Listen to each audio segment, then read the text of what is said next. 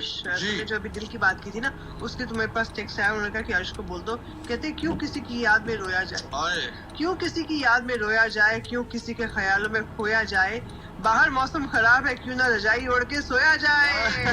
647-296-1941 आप सुन रहे हैं Asian vision.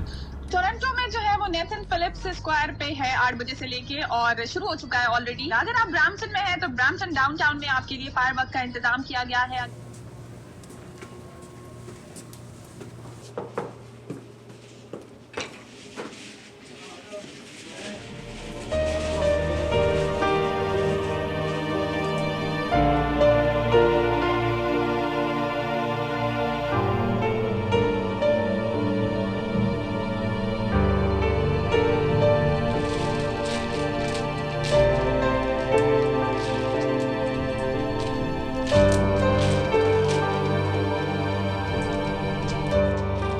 They were lucky.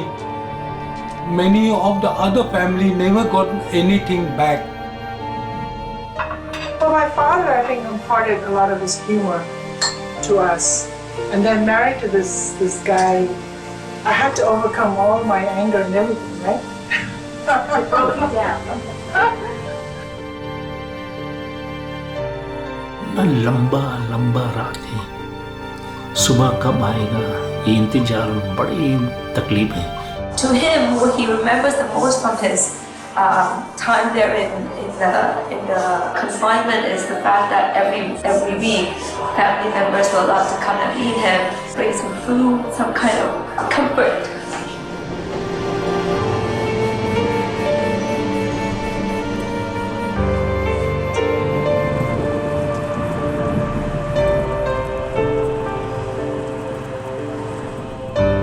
I was born in Calcutta, 1943. My grandfather came to India and lived in Calcutta, Chinatown, I think in 1926. Those days, they come there not for the purpose of settle in India. They come there to do some business, earn some money, and by the end of the year, they will go back to China to celebrate the Chinese New Year with the family. I was born in Kalimpong in 1932, and I grew up in the small town, which was very nice at that time. From Tibet, wool comes, butter comes, and from India we used to send all this flour, sugar, woolen cloth. Actually, we were not afraid, because we said, well, the war is far away, and we didn't indulge in any political thing, and we were just, businessmen. So I guess basically Nikki was doing her senior thesis in college, and she was taking an oral history class, and then became very interested in oral history, and then in our own personal history. And so she called me and said that she was thinking of doing a paper, her senior paper thesis on the internment camp, and would I mind if she interviewed me? And I think that's how it all started. So we decided to go to Death Valley. We thought we'd be away from telephones and people interrupting.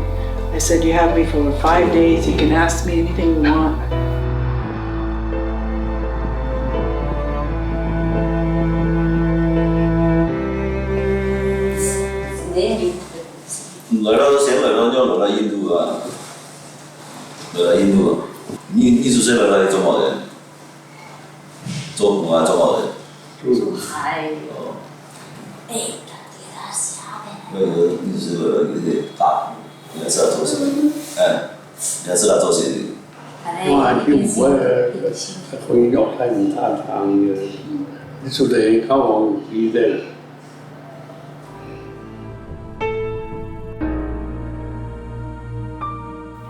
When the border war broke out between India and China in 1962, in October, all of our family were taken to the concentration camp.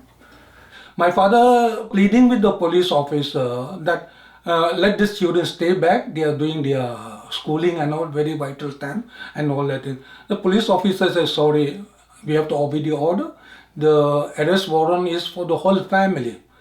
25th of January 1963, that day was our Chinese New Year. I remember after going to prayer, we came back home and saw there were about 8 policemen, security men with a jeep. They told us to get ready and take whatever little bit of clothes, but don't take more than 500 rupees, leave everything behind. So we were interned on that day. So it was mom, it was dad, my brothers who were 11 and 8 at the time, and then myself. But I was not born. So that was the day. It has been imprinted indelibly in my mother's head. You know, it was Chinese New Year. It was the day when things are supposed to be good and lucky and fortunate and a new start, but this is definitely not the new start they wanted. So without telling us anything, they bundled us to Rajasthan. That is the ultimate internment camp for most of the Calcutta Chinese.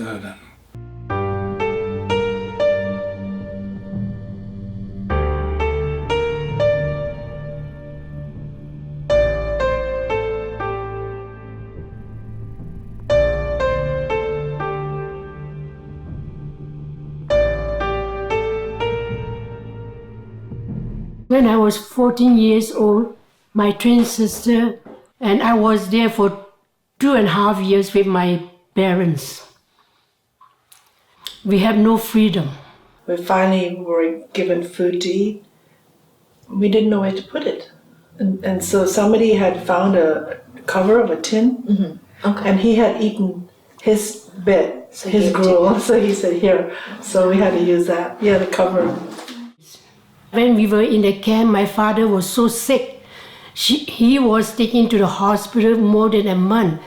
After that, he died there. The hospital take his 2 eyes out. पूरा body का यानी कि गर्मी से एकदम यानी पानी गलते गया है. बहुत सा जगह ऐसा वैसा काटा उठा, जैसे गलती से इधर से ऑपरेशन ठीक नहीं हुआ, फिर उधर इधर. वो हालत अभी भी याद होने से हम बहुत दुखी आता है कि दुनिया में भी ऐसी बदनसीब फैमिली को ऐसे मिलता है.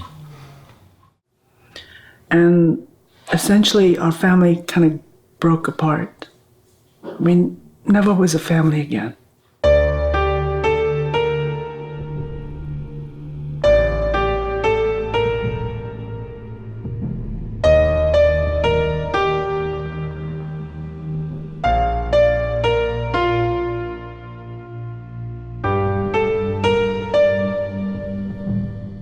Looking back, I've been wondering why my grandmother was taken. She was probably one of the few people left in China who had bound feet. You know, and literally the feet were probably no bigger than my fist. And so she couldn't walk very far. And so looking back, why did they take an old lady like that? I could never understand that. And the other thing was, when my brother and I were released, I never really thought about it until recently how she was released after about 8 months or 6 months after we were gone. Who took her, you know, from the camp back to Calcutta? How did she go? I have no idea, and I don't know who to ask. I discovered that I was pregnant. I even told the doctor to have abortion. And the doctor refused to give me abortion. So, of course, luckily I didn't have it. I had joy. Definitely got the sense that she was very well looked after by a doctor, a female doctor. So when we went to the hospital, the nurse was there. I mean, they treated me very kindly. That I don't have any complaint.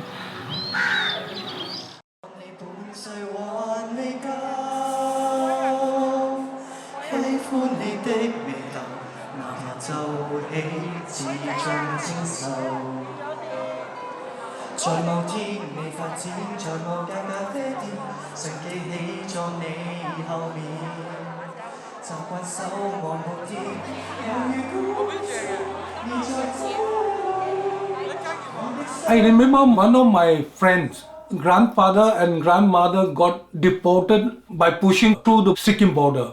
Half of them have gone back to China by the repatriation ship. And they never met again. When we reached Howrah, the menfolk was taken away from us.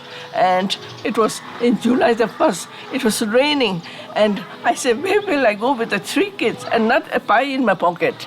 Because the money has to be with the head of the family. And I had nobody to come to receive me. Release होने के बाद तो हमारा पूरा family Shillong में गया। शिलोंग गया होने का टाइम भी बहुत सा आदमी से पैसा उधार लेने हुआ। पैसा उधार लेने टाइम भी बहुत तकलीफ हुआ क्योंकि हर एक जान पहचान आदमी वो भी राजस्थान देवली कैम्प में गया है तो वो लोग खुद ही तकलीफ है। Total population in 1962 in Chinatown itself is around 30,000. After this 1962 incident, now there's hardly 2,000 Chinese left in all over India. When they released us to Calcutta, we still don't have any freedom of the movement, as if we're still living inside the prison. Canada में आने के बाद एक चीज़ है ना जो कि पैसा से और कुछ चीज़ से नहीं मिल सकता। मेरा दिल में इतना फ्रीडम का महसूस हुआ ना कि कभी भी ऐसा महसूस नहीं हुआ जब से राजस्थान कैम्प में जाने के बाद। And what happened to my husband thought so much of India. He said, no, why should I go to a country which I don't even know? I was born in India and I work in India all my life. I don't want to change. That's what he said. I was crying because I was thinking, when will we be able to go away? So,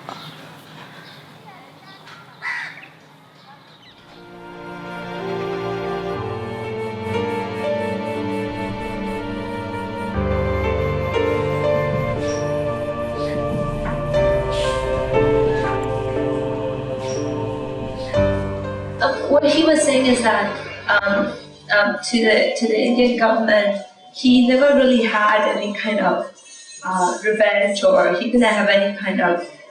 There was no bad feelings towards the Indian government at all. To him, what he remembers the most from his time there in the confinement is the fact that every week family members were allowed to come and meet him. Family members were allowed to bring some food, some kind of comfort when he was there. I think that's what he remembers the most. How do I say?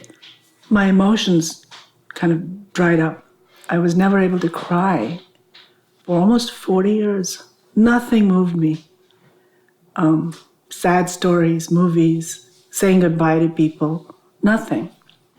Didn't witness her crying growing up at all, and suddenly there's this floodgate just opened, and there was something that kind of took over this need to just share, and seeing her work on her book, go through that process, it seemed really therapeutic.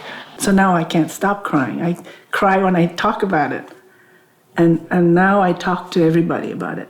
I ask anybody, have you heard about the Chinese internment in India? You know, I'm not afraid anymore. Or what I observed in your telling your story and being more open about your past, or this part of your past, is just an embracing of your entire identity. I didn't know who I was. I wasn't Chinese. I wasn't Indian. I was American. And yet, you know, I was confused. And so I think Nikki was the one that kind of put it all together when she wrote the foreword. And it was exactly, in the end, how I feel. He put it much better than I did. Do you remember how you said? Ironically, my dad never lost his love for India. He loves everything about the country, about the people, about his memories. He was born there. He has hypertension, but he eats jalebis, he eats samosas. When he is here in the Bay Area, he listens to Oakland's Hindi station, really? Hindi station, and he remembers everything from his days as a child in the area where he grew up. रात को खाना खाने के बाद हमेशा हम लोग दोस्त ने एक चारपाई लेके बॉग वायर के एकदम नज़दीक में बैठ जाता है। वो बॉग वायर का बाहर एक तो थिएटर है, थिएटर में जो क्या गाना होता है, क्या क्या वो लोग का डायलेक्ट चल रहा है, एकदम क्लियर से सुनने मिलता है। बस ऐसी आनंद ले रहा, डेली ऐसी है। If you have two groups of people, if you have a big group of Chinese and a big group of Indian, I sort of feel more comfortable in the Indian group as opposed to being in the Chinese group. It's always been, actually that's always been like that. So it's kind of interesting. So I'm embracing being Indian again.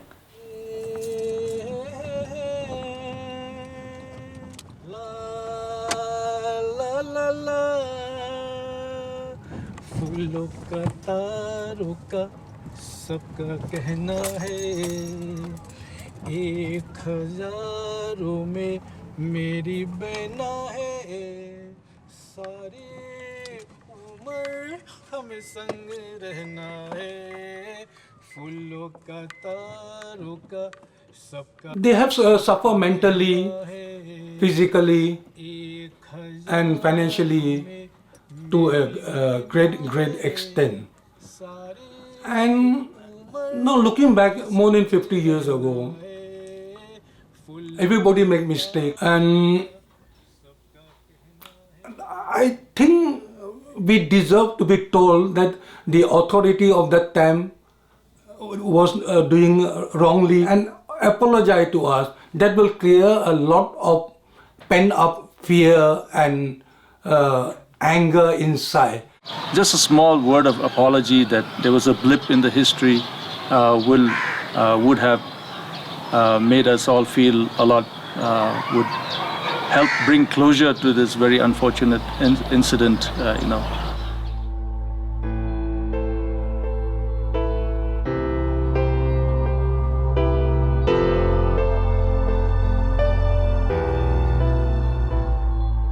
दिल में ऐसा बार बार महसूस होता ना, जैसे कि अंधेरी लंबी रात में कब सुबह आएगा मालूम नहीं, ऐसे दिल में महसूस होता। इतना लंबा रात है, सुबह कब आएगा ये इंतजार, बड़ी तकलीफ है।